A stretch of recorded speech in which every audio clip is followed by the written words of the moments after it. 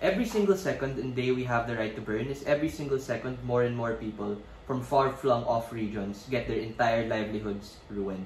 Don't let government benches rhetoric fool you. Their supposed benefit of economic development, to a large extent, takes way too long to trickle down to the poor. And as we've seen from the past few years, wherein sea levels have risen, countless atypical weather phenomena have caused millions of lives lost, it's just not enough to use the economic argument time and again to continue this form of genocide. The opportunity cost that they say they're willing to take literally sacrifices the livelihoods of the very people that they want to protect. OG seems to believe in a lot of impacts and claims that are outcome independent of things going right, and actors having a rational mind to be incentivized to do, to shift from these carbon emission things to, green tech. What Joseph, my partner, told you is that if we give these developing nations this right, then there is absolutely no reason for them to want to get rid of this right. And as a result, this continues to perpetuate years upon years of a worsening climate. Joseph talked about the big picture about these countries. I am going to talk about how bad this will be for the average person who actually gets affected by all of the things that OG wants to do. Before all of that though, a couple of responses. One, the PM says that the principle by which they justify this right is because they have been colonized and have been disadvantaged in the past, which is why they should have the right to use their own fossil fuels. This is a weak principle that they use for three reasons. One, OG extends their supposed harms. Really think about it, right? The international community doesn't want developing countries to destroy all of their industries and literally kill their economies by forcing them to adapt to green tech. What the international community wants these developing countries to do is to tax certain companies and industries at the point in which their carbon emissions are way too high. This doesn't happen on Gov because their priorities that they themselves said is that they are willing to exploit their own resources. I find it absurd that they think pollution happens equally on either side of the house when it's precisely their rapid and excessive industrialization that allows for all of the excess carbon emissions that harm the environment.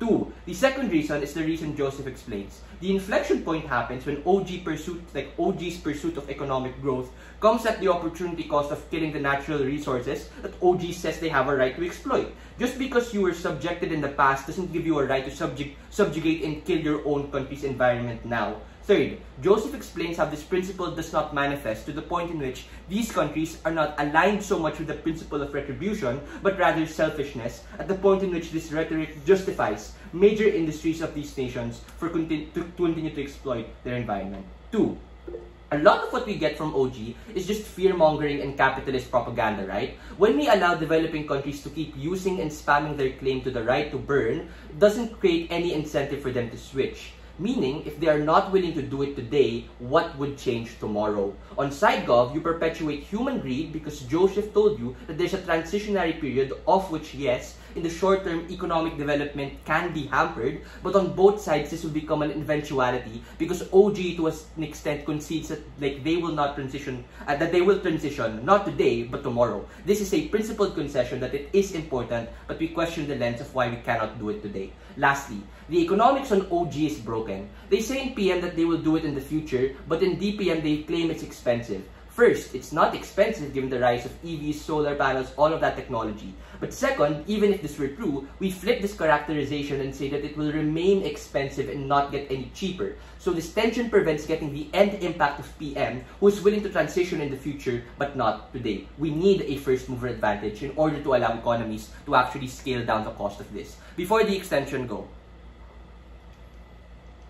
The problem in opposition's case is that they claim about how genocide exists due to rising sea levels. It happens due to climate change, which is empirically that it can happen as years progress. But secondly, the biggest factor is space programs and massive airlines. These do not exist in developing nations. No, man. Okay, let's talk about in the extension, promise. Extension.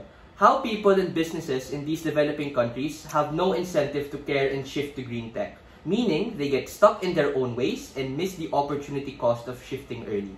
Why is this true? The first reason this is true is because central governments do not emphasize or give importance to this particular issue.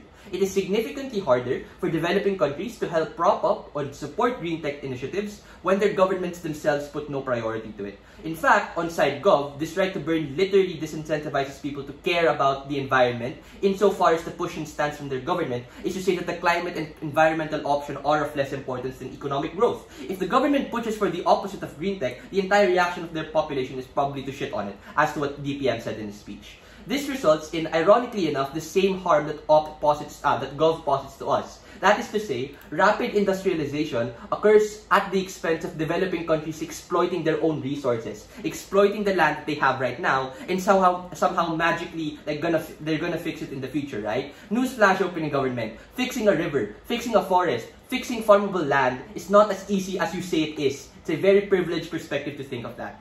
The second reason this is true is because it entrenches people and businesses to not change. This is because, as we agree with opening government, maybe it is somewhat expensive for businesses to shift their practices to green tech now. It is also somewhat jarring for a person to shift towards more environmentally friendly technologies. This is precisely the reason why the state is crucial in providing an external push that allows them to change. Because if it doesn't, it leads to the same rhetoric that OG pushes for them to change, or pushes, like the external push that causes the same rhetoric that OG has. You alter people's head in saying that green tech is too expensive, green tech is not enough, green tech is not going to last. On our comparative, you uniquely position green tech at the point in which it now provides a more attractive alternative. The answer to the POI literally just is, at least we provide a solution towards the problem. They say that the solution doesn't happen or can't be solved in the first place. The third and last reason is it boxes out those who are marginalized and disproportionately affected.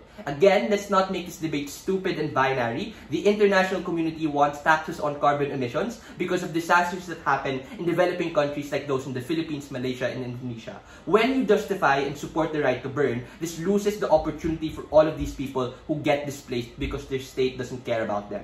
The impacts are that the people in these countries are disproportionately affected by disasters that are explicitly caused by the nation or the state themselves. This is important insofar as all of government's benefits only really affect the most privileged people in these developing states, while all of the poor people who we say are disproportionately affected continue to be disproportionately affected. As to what Joseph and I have said in our speeches, if you truly want to help all of these poor people, and they can be helped, then you have to switch to green tech right now. All of those reasons oppose.